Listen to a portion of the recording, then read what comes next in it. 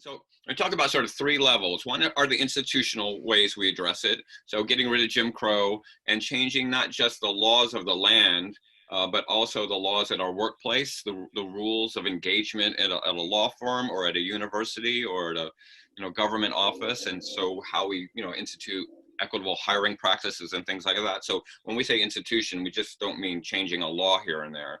It's really sort of the institutions that we exist in, including our faith institutions.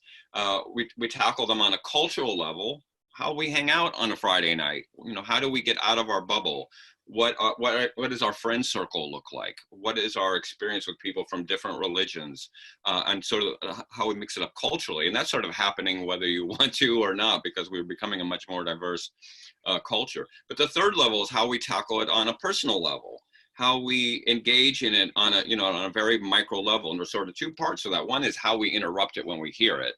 Someone, because I'm white, somebody might say something racist. What do I do? Because I'm male, somebody might say something sexist. What do I do?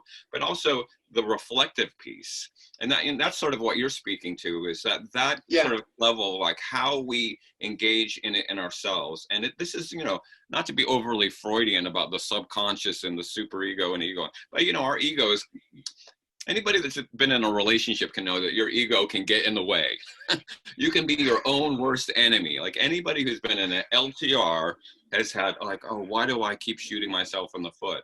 Well, we have to have those moments of reflection around these things, because we get very defensive. We want to fight. We want to defend ourselves. We want to prove that we're good people. And there is time to sit with that discomfort. There is time to kind of reflect on how we became who we became. I mean,